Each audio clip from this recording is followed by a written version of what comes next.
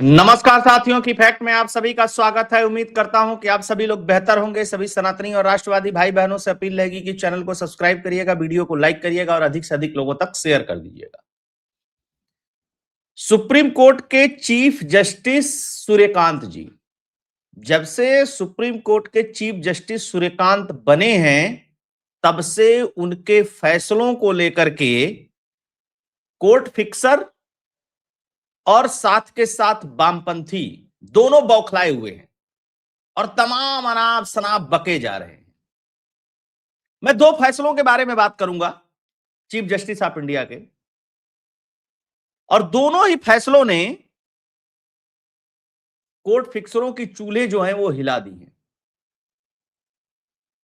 अग्रिम बेल का जो खेल चलता था, मतलब पहले जमानत लेने का जो खेल चलता था, उस पे किस तरीके से सुप्रीम कोर्ट ने हथौड़ा चलाया है, हम लोग उसके बारे में भी बात करेंगे। और इंडी गठबंधन क्यों इन दो फैसलों से छटपटाने लगा है, मतलब एक होता है विरोध करना, एक होता है छटपटाना, उसके बारे में भी हम लोग बात करेंगे। आप लोगों ने नेहा सिंह राठौर का मामला देखा होगा, हाईकोर्ट ने कैंसिल कर दिया। नेहा सिंह राठौर सुप्रीम कोर्ट चली गई। नेहा सिंह राठौर सुप्रीम कोर्ट चली गई। नेहा सिंह राठौर कहती है कि 500 रुपया हमारे पास है, और सुप्रीम कोर्ट में वकील खड़े होते हैं कपिल सिब्बल जैसे, ये बताते हैं हम लोग फ्री में खड़े हो जाते हैं। अच्छा, कपिल सिब्बल आज तक किसी सामान्य रिक्शे वाले ठेले वाले के लिए फ्री में कब खड़ा हुआ? कभी नहीं। तो आइए उन फैसलों के बारे में हम लोग बात करते हैं। पहला फैसला था केरल के एक मंदिर के पैसे को लेकर के। गाय बाएं आपने सुना भी होगा इसके बारे में। सुप्रीम कोर्ट बोला कि मंदिर का पैसा देवता की संपत्ति है, बैंक बचाने में उपयोग नहीं हो सकता। स्पष्ट पहली बार सुप्रीम कोर्ट ने मंदिर के पैसे को लेकर के बोला है। हालांकि तमिलनाडु के केस में भी बोला था, जब तमिलनाडु सरकार ने कहा था कि मैरिज हॉल बनवा दो, 27 मंदिरों को आदेश दिया था, क्योंकि केरल हो, तमिलनाडु हो, कर्नाटक हो, यहां पे जो मंदिर है, आंध्रा हो, यहां पे जो मंदिर है वो सरकार के कब्जे में है। मंदिर का पैसा जो है वो भी सरकार के कब्जे में है, इसलिए महत्वपूर्ण हो जाता है यह विषय। सुप्रीम कोर्ट ने कहा कि मंदिर में जमा पैसा देवता की संपत्ति है, इसे आर्थिक संकट से जूझ रहे सहकारी बैंक को बचाने के लिए इस्तेमाल नहीं किया जा सकता। कोर्ट ने केरल हाईकोर्ट के उस आदेश को बरकरार रखा। केरल के हाईकोर्ट ने भी यही फैसला दिया था जो सुप्रीम कोर्ट ने फैसला दिया। केरल के हाईकोर्ट ने भी कहा था कि आपको पैसा वापस करना पड़ेगा मंदिर का। सहकारी बैंक में जो मंदिर का पैसा जमा है, सहकारी बैंक कह रहा है कि हम पैसा नहीं दे सकते, और सहकारी बैंक में कब्जा किसका है? वामपंथी सरकार का कब्जा है, जो इस समय केरल में है। सोचिए, मंदिर का पैसा, देवता का पैसा, ये वामपंथी इस देश के फिक्सर, कोर्ट फिक्सर हड़पने के लिए लगे हुए हैं। हड़प लिया जाए किस तरीके से। तमिलनाडु में भी यही खेल चल रहा है, यही खेल केरल में भी चल रहा है। इनको मंदिरों से नफरत भी है, लेकिन मंदिर का धन भी चाहिए। क्यों चाहिए भाई? और थोड़ा पूरा वीडियो देखिएगा, तब समझ में आएगी चीजें। सुप्रीम कोर्ट बोला मंदिर का चढ़ावा भगवान की संपत्ति, बैंक इसे लौटाए और अपनी आर्थिक हालात सुधारने में इस्तेमाल ना करे। क्या क्या हुआ? सुप्रीम कोर्ट ने शुक्रवार को कहा कि मंदिर में चढ़ा हर एक रुपया भगवान की संपत्ति है। कोऑपरेटिव बैंक की आर्थिक हालत सुधारने के लिए इसको रोका नहीं जा सकता। केरल के कोऑपरेटिव बैंक की याचिकाओं पर सुनवाई कर रहा था, जिसमें बैंक ने हाईकोर्ट के आदेश के खिलाफ याचिका दायर की थी। हाईकोर्ट ने आदेश दिया था कि बैंक तिरुनेल्ली मंदिर देवस्थम की एफडी की रकम 2 महीने के भीतर लौटाए। हाईकोर्ट ने आदेश दिया था 2 महीने का। सुप्रीम कोर्ट के चीफ जस्टिस सूर्यकांत जी और जस्टिस जयमाल्या बागची ने सुनवाई करते हुए यह कहा कि क्या आप मंदिर का पैसा बैंक बचाने के लिए इस्तेमाल करना चाहते हैं? कोर्ट ने कहा कि यह धन सुरक्षित और भरोसेमंद राष्ट्रीयकृत बैंक में जमा करना चाहिए, जहां मंदिर को ज्यादा ब्याज मिल सके। बैंक पैसा लौटाने का समय सीमा बढ़ाने के लिए हाईकोर्ट से अनुरोध कर सकता है कि 2 महीने का उन्होंने समय दिया, तो आप उसको 2.5 महीने, 3 महीने, 4 महीने कर सकते हैं। ये कह दीजिए कि आप पैसा वापस नहीं करेंगे, ये नहीं हो सकता।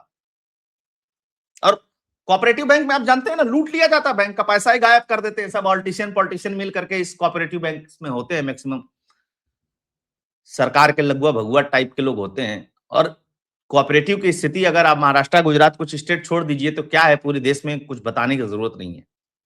खैर, मंदिर ने क्या कहा था, मंदिर ने जो फिक्स डिपॉजिट पैसा है उसको मांगा था काम के लिए, कि भैया हमें काम करना है और एफडी का जो पैसा है वो दे दीजिए, यहां पे रख रखाव के लिए बहुत सारी समस्याएं हो रही हैं। ठीक है, अगर बढ़ाते हैं, कोर्ट के अंदर क्या हुआ, बड़के वकील खड़े थे यहां पे भी लोग। सीजेआई सूर्यकांत ने कहा कि हाईकोर्ट ने जो कहा मंदिर का पैसा वापस किया जाए, इसमें गलत क्या है। बैंक के वकील ने कहा कि अचानक 2 महीने में इतनी बड़ी रकम लौटाना मुश्किल है, इससे बैंक को परेशानी होगी। क्यों परेशानी होगी भैया, हमने पैसा जमा किया है आपके पास, हमारा पैसा वापस चाहिए, बैंक को परेशानी होगी तो हो बैंक को परेशानी, दिक्कत क्या है। आप मंदिर का पैसा से बैंक बचाना चाहते हैं, मंदिर का पैसा देवता का होता है, उसे सिर्फ मंदिर के हित में इस्तेमाल किया जा सकता है, बैंक के सर्वाइवल के लिए नहीं किया जा सकता।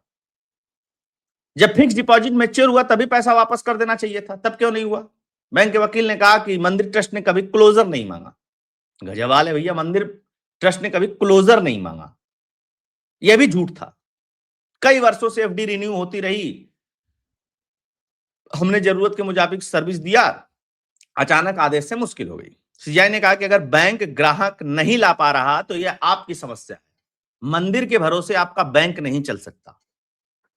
मंदिर ट्रस्ट के वकील ने क्या कहा, हमने कई बार पैसा लौटाने की मांग की, बैंक बहाने बना रहा था। उसके बाद चीफ जस्टिस ने कहा ना ना ना भाई, पैसा तो वापस करना पड़ेगा। ये एक पक्ष, एक फैसला। आप अंदाजा लगाइए, मंदिर के करोड़ों की संपत्ति, सोना चांदी, पैसा बैंकों में जमा है, हजारों करोड़ रुपया बैंकों में जमा है, देश भर के अलग अलग मंदिरों का जमा है। सरकारें वहां क्यों निगाह लगा करके बैठी हुई हैं। हालांकि बहुत सारे जगह पे मंदिर सरकार के कब्जे में नहीं है, जैसे उत्तर प्रदेश हो गया, उत्तराखंड में करने की कोशिश की गई, उत्तराखंड में नहीं हुआ। बहुत सारे स्टेट्स हैं जहां पे मंदिर जो है वो सरकार के कब्जे में नहीं है। कस्टोडियन के तौर पे कहीं कहीं ट्रस्ट में डीएम होते हैं, लेकिन उनका कोई बहुत मतलब होता नहीं है, सचिव ही प्रमुख होता है तो होता है। जैसे आप राम मंदिर को ही ले लीजिए, राम मंदिर का पैसा सरकार के कब्जे में नहीं है, वो मंदिर ट्रस्ट के ही कब्जे में है, और मंदिर ट्रस्ट अपने हिसाब से खर्च करने के लिए स्वतंत्र है। खैर, हाँ, कस्टोडियन के तौर पे वहां का जो एसडीएम होगा, डीएम होगा, एडीएम होगा, वो होगा, और वो हिंदू होना चाहिए, वो है। खैर, सुप्रीम कोर्ट में एक और मामला आया, अग्रिम जमानत का। सुप्रीम कोर्ट में 3 करोड़ के गबन के मामले में हाई कोर्ट द्वारा दी गई अग्रिम जमानत रद्द कर दी और जांच रिपोर्ट की अनदेखी पर नाराजगी जताई। हाई कोर्ट ने एक 3 करोड़ के गबन के मामले पर अग्रिम जमानत दे दी थी आरोपी को, उसकी अग्रिम जमानत याचिका को रद्द कर दिया सुप्रीम कोर्ट ने। फिर सुप्रीम कोर्ट ने क्या कहा, हाई कोर्ट को एफआईआर रद्द करने से मना करते हुए अग्रिम जमानत नहीं देनी चाहिए, आरोपी को पहले सेशन कोर्ट जाना चाहिए। सुप्रीम कोर्ट ने स्पष्ट कर दिया कि सुप्रीम कोर्ट और हाई कोर्ट अग्रिम जमानत देने से पहले बोले आरोपी को कि आप सेशन कोर्ट जाइए, पहले सेशन कोर्ट जाइए, सेशन कोर्ट से आपको जमानत नहीं मिलती है, आपका पक्ष मजबूत है, तब आप हाई कोर्ट आइए, हाई कोर्ट जब आएंगे आप, अगर हाई कोर्ट से आपको नहीं मिलता तब सुप्रीम कोर्ट जाइए। ऐसे नहीं कि आप डायरेक्ट हाई कोर्ट और सुप्रीम कोर्ट। इस देश में क्या था कि पैसा जिसके पास है, रुपया जिसके पास है, करोड़ों अरबों खरबों रुपया है जिसके पास, वो सेशन कोर्ट जाता ही नहीं है। कहां जाता है, वो सीधे हाई कोर्ट सुप्रीम कोर्ट जाता है। इस खेल को बंद कर दिया। और हाई कोर्ट सुप्रीम कोर्ट क्यों जाता है, क्योंकि वहां पे बड़े बड़े 20 लाख 25 लाख 30 लाख रुपए लेकर के एक पेशी पे बैठने वाले वकील हैं, और करोड़ों रुपया लेकर के जमानत का खेल करने वाले वकील हैं। अब मैं कोर्ट फिक्सर मैं नहीं कर रहा हूं, इससे पहले कई सारे जजों ने कहा था कि कोर्ट फिक्सर, इस बेंच में नहीं उस बेंच में जमानत लगेगी, बेंच ट्रांसफर करने, ये जो खेल था इसको सीजीआई सूर्यकांत ने रोक दिया है। और सुप्रीम कोर्ट के टॉप लेवल से जब कोई चीज चलती है तो नीचे भी सुप्रीम कोर्ट उसको फॉलो करता है, और भी कई सारे जजेस ने इस पे फैसला दिया है। सिर्फ चीफ जस्टिस सूर्यकांत का ही फैसला नहीं है, और भी उनके जो कलीग हैं, जज है, उनका फैसला है इस तरीके का। ये सब क्यों हो रहा है? यही सब तो हम लोग कह रहे थे कि भाई सुप्रीम कोर्ट का मतलब है थोड़ा ही ना होता कि पैसे वाला पहुंच जाए बस उसको जमानत दे दो और अग्रिम जमानत दे दो, फलाना जमानत दे दो और ठिकाना जमानत दे दो। अब कोर्ट फिक्सर कौन है इसके बारे में बताने की जरूरत नहीं है। हर हाई कोर्ट में और इस देश के सुप्रीम कोर्ट में कुछ वकील हैं जो कोर्ट को अपने हिसाब से चलाना चाहते हैं और चलाए भी हैं और लंबे समय तक चलाए हैं, और फैसला उनके मन मुताबिक नहीं आया है तो उन्होंने जजों पे टिप्पणियां भी की हैं। और जब मन मुताबिक फैसला नहीं आता है तो किसी जज को हिंदू बना दिया जाता है इस देश में। ऐसा लगता है कि हिंदू होना अपराध है। आपने देखा था चंद्रचूड़ के घर पूजा पर प्रधानमंत्री चले गए तो इस देश में कितना बवाल मच गया। अरे नहीं जाना चाहिए था, अरे बड़ा गड़बड़ हो गया, अरे ऐसे हो गया, अरे वैसे हो गया। इससे पहले जो सीजीआई गवई साहब थे उन्होंने इन फिक्सरों और बहुत सारे वकीलों को खुश करने के लिए बहुत सारे फैसले दिए, बुलडोजर पे लगातार बोलते रहे। क्या फायदा हुआ? कोई फायदा नहीं, कुछ भी फायदा नहीं हुआ है। और भी बताता हूं मामले। एक कॉन्क्लेव में बोलते हुए सूर्यकांत साहब ने कहा, जो चीफ जस्टिस हैं इस समय, कि सुप्रीम कोर्ट आम आदमी के लिए है। सीजीआई सूर्यकांत बोले मुकदमेबाजी की लागत को कम करना मेरा लक्ष्य। अब मुकदमेबाजी की लागत को कम करना मेरा लक्ष्य का मतलब क्या हुआ?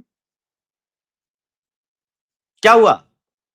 फिक्सर आउट, क्योंकि माल तो मोटा फिक्सर ही लेते हैं। बात को जान लीजिएगा, मोटा माल लेने वाले। तो मुकदमे की लागत कैसे कम होगी? पहले इन फिक्सरों को बाहर करो।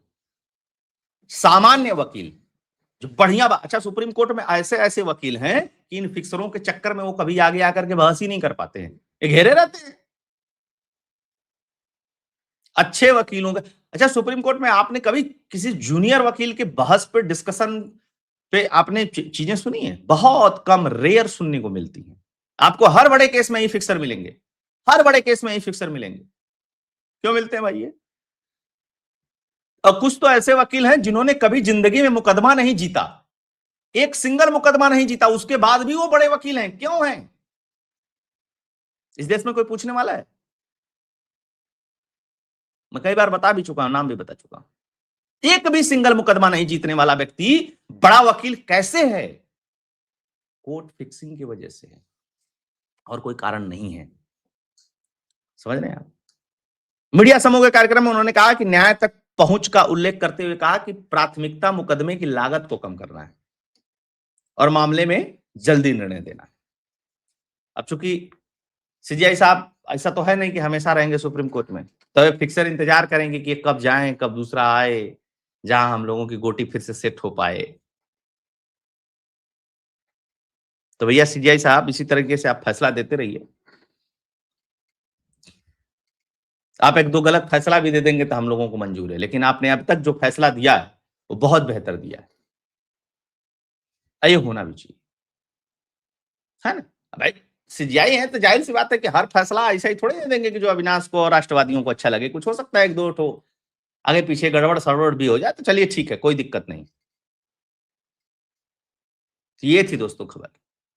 इस वीडियो को अधिक से अधिक लोगों तक शेयर करिएगा और सोचिएगा, और भी कई सारी खबरें आ रही हैं सुप्रीम कोर्ट, हाई कोर्ट, अन्य जगहों से। हम लोग बात इस पे करेंगे और करते रहेंगे। आप लोगों से आग्रह रहेगा कि वीडियो को अधिक से अधिक लोगों तक व्हाट्सएप और टेलीग्राम के माध्यम से शेयर कर दीजिएगा। अगर आप डोनेट और कंट्रीब्यूट करना चाहते हैं तो उसके लिए फोन पे और पेटीएम का नंबर स्क्रीन पे दिया हुआ है। आप सभी जुड़े, बहुत बहुत धन्यवाद। जय हिंद, जय भारत, जय श्री राम।